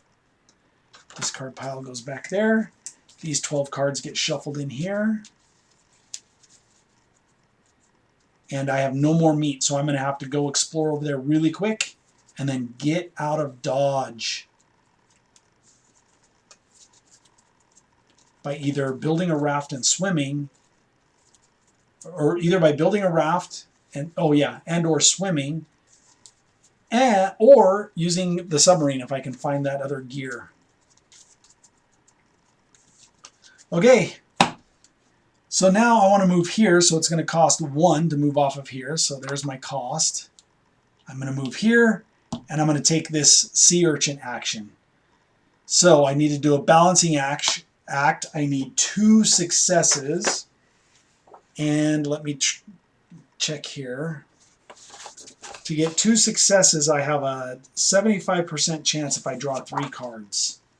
So I'm going to draw 3 because I need to do that. I don't want to be injured. I need 2 successes.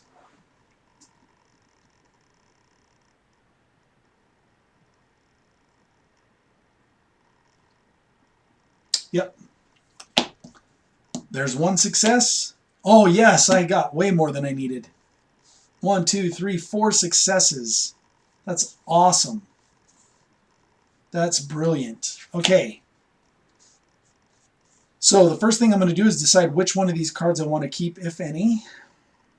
Knowledge is power is not one I want to keep, so I will get rid of that. Do I want the bolas for the 5 on the hunting? Oh, I'm going to need that card. I have a feeling. I have a feeling. And it costs 1 less if I have stone, and I'm happen to stand on stone right now. Oh.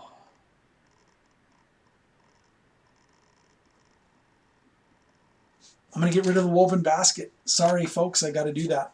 But I'm going to immediately build my bolas for 1 card because I'm on stone. So spend a card.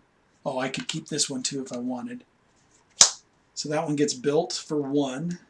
That's going to be huge when it comes to if I can find a hunting ground. And then this rope action. Yes, I will keep the rope. 1, 2, 3, 4, 5. I have 5 cards in my hand. Okay, so what do we do here? So we made it through unharmed. Discard this card. So that card gets discarded, and then we put a 007 right there. So 007, where are you? 007. Further to the north, the terrain slopes steadily down to the water. That one's kind of hard to see, but we're going to have to just deal with it, I guess. Okay, there's an action I can take up here, here, or here. Oh, and it's going to cost me 1 to move there. So we will spend 1.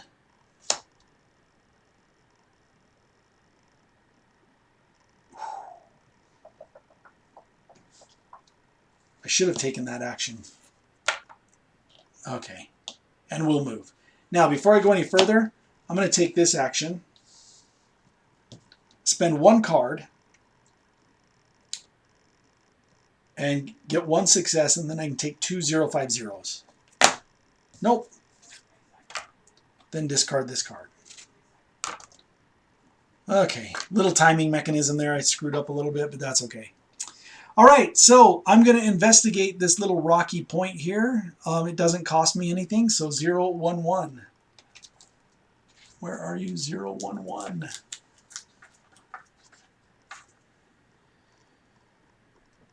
There is a Hammer T flag card, purple under the satchel. If there is one under the satchel, there is not. You may apply the following effect. Instead of revealing this, you may reveal it, and in place of it, take a card whose number is equal to 011 plus the other one from the adventure deck, if available. Well, that sucks. A man is lying face down among the rocks. That's a disgusting looking card. He's dead among the rocks. You notice his clothes are torn and tattered, and his body is swollen and puffy. Parts of the body are mutilated, and the man's skin bulges with what looks like large eggs. So I could investigate and take a 031 card and return this card. I'm not sure I want to investigate eggs. What if they hatch? Let's look at 18. That costs 1 card, so we'll spend a card. That is War Paint. I will, let's see, I'm at 1, 2, 3, 4, 5. I will keep it. And we will get 018. 018. You have reached the northern end of the island. You have no idea how much time it would take you to reach an area with more abundant resources. But one thing is certain. If you stay on the barren slab of rock, you are bound to starve. All right. The many reefs that surround the island would surely wreck any craft trying to approach or leave. However, you might be able to swim through them. The sea is calm right now, but this is not a time to be reckless. So this would take 3 and 2 successes to swim. So we have another option up here. I'm going to put it kind of off screen. We could swim that direction. So we can swim this direction, we can swim that direction, we can swim that direction, or we can try and find another gear. It's looking more and more like we're not going to find another gear. Because I don't have that T, and I don't have a gear, and I don't know where else to go to find a gear. The beauty is the number of successes required to swim that direction are really low. So maybe we just swim off this rock.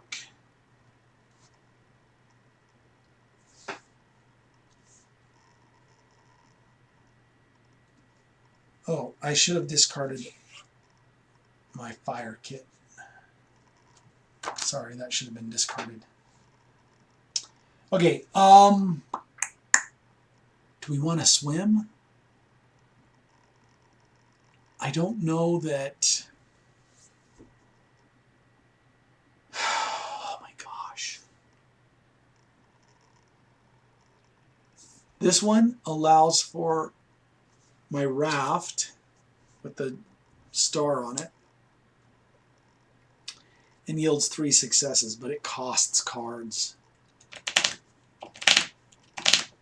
What do I do? What do I do? Okay, so I think... So this raft costs 5 cards to build. And the swim action takes 3 cards, but I can get the guaranteed 3 successes. We need 2. 1, 2, 3, 4, 5, 6, 7, 8, 9, 10. 14. I only have 14 cards. If I do that, that takes 8 of the 14 and puts us really close to death. So maybe I don't do that.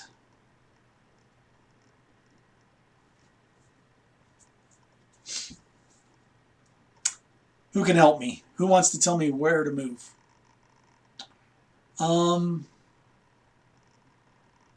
Okay, here's what I'm going to do. I'm going to swim for it. And I can draw 3 plus cards. I need 2 successes. So 1, 2, 3. Risking it for the biscuit. Here we go. 1. We have a couple of halves there. We got 3 successes. Yes! So we swim it. Now, I can get the bamboo armor, the nerves of steel, or the think. I think I want the nerves of steel.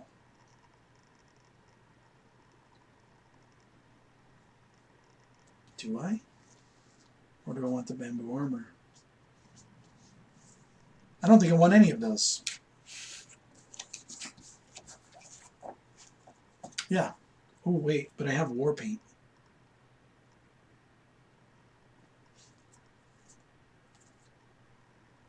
You know what? I think I'm going to take the Nerves of Steel instead and discard the War Paint. Okay. Now we draw a card as indicated here, 025. Okay, 025 it is.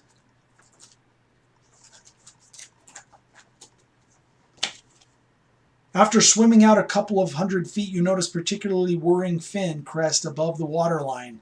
Almost immediately, it turns and begins to rush towards you. Sprint back. Okay, we're not injured. This one says I have to draw 2 cards and get 4 successes if injured. If not, I draw 2 and I must get 2 successes. Well, that bites. That totally bites. So I can't... Oh, my gosh. Oh, and it's a mandatory action. I have to swim back. 2 with 2 successes.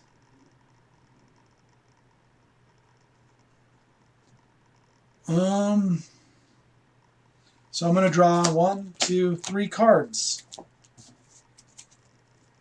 Oh, thank goodness I drew 3. Success and success. You reach the shore in the nick of time. Each character takes a 103 card. Oh.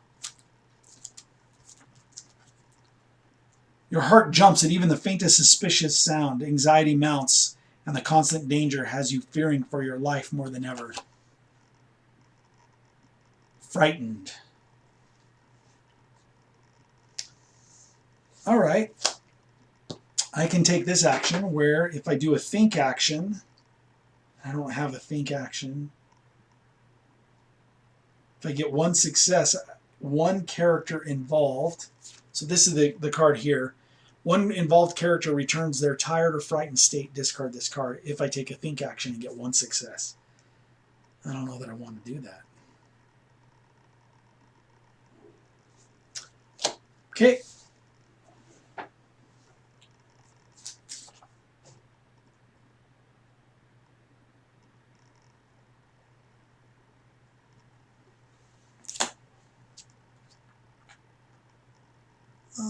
Oh wait, this card gets discarded, I think. Does it? 18.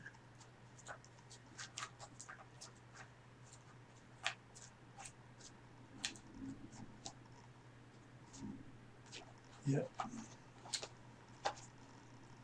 It's like it's storming, starting to storm outside. Okay, so wow. That means I'm down to 1, 2, 3, 4, 5, 6, 7, 8 cards. I have nowhere else to search except for this dead body guy over here with eggs on it. That does not make me happy. Over here I got to get 9 successes. Over here I got to get 11 successes to swim off the island. 1, 2, 3, 4, 5, 6, 7. There's 8 cards left. I must draw 3 cards. So 3 cards yields... let's see, if I need 9 successes, that's off the charts. It is off the charts. It's not looking good. Okay. I'm going to move off of here to my fire. And it costs 1 here, but because I have this action, if the terrain that I'm moving to has an explorer or a fire figure, it's -1, so it doesn't cost me anything to move back there. Why am I moving back there? Well, you see, I think I need to build a raft for 2 cards. Oh, but I don't know. I don't know. This is not looking good.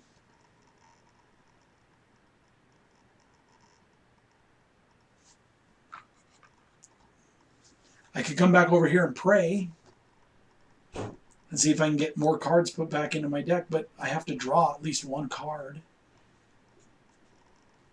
I'm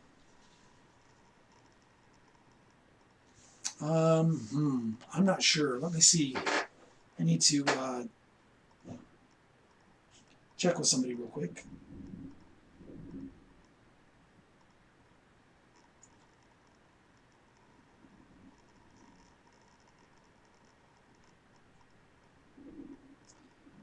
Okay.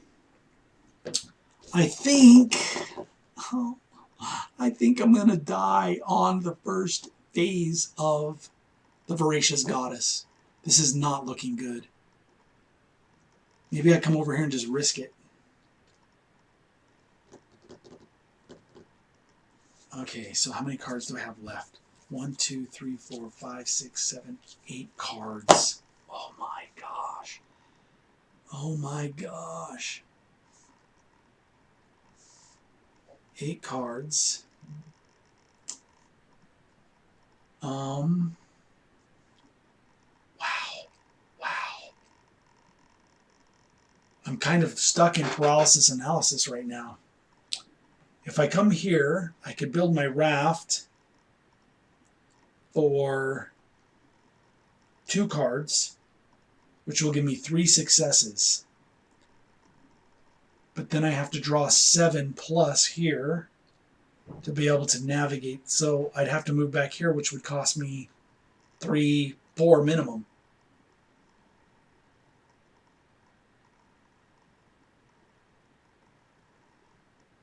All right, I guess I'm going to go for it. I'm going to come over here.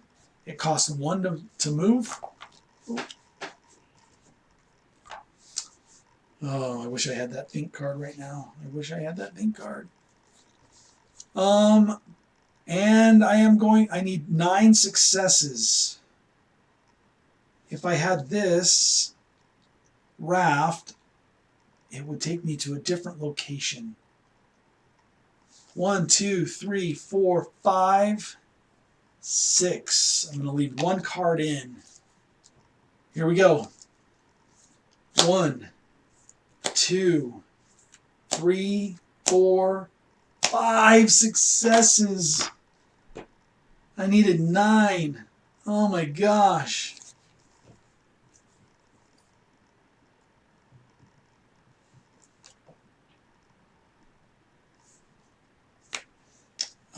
I'm going to keep the remember.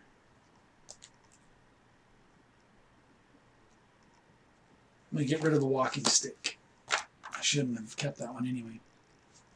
Okay, despite all of your efforts, the strong current consistently sweeps you back to the islet. Each character takes a 101 card. Oh, yeah, 101. Oh, can you hear the thunder? Love it when it rains. Okay, takes a 101 card.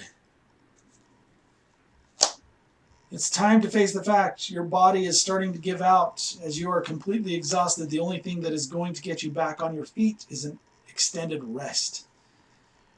Okay, except for those that are tired, which I'm not.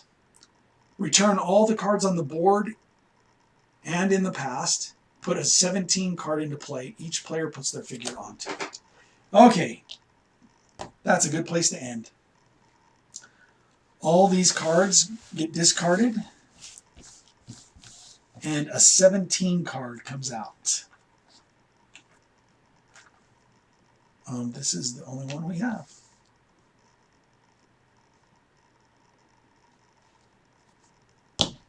Where have we seen this before? Oh my gosh. All right, that's a good place to end. It looks like we're back right on the same island that we were on. Right here. On this little islet here. So, before I end this stream, I'm going to show you this clever little save mechanism that they have built into this game. In your game, you are given these save cards. So you have the discard pile, you have the action deck, and then you have these with dice on them. So the first thing you do, so I'm going to roll up everything the way it's currently set. So this is my discard pile, so I'm going to take that and put the discard pile on top of it. Then I am going to take the action deck, which is 1 card, and put that on top of that. Then you will see my cards here each have a die on top of them. This one has a 1, so I will take a 1 and put it on top. like so. And this one has a 3, so I will take a 3 and put it at the top, like so. And this one has a 5, so I'll roll that one up and put a 5 on top. Then I take my hand of cards,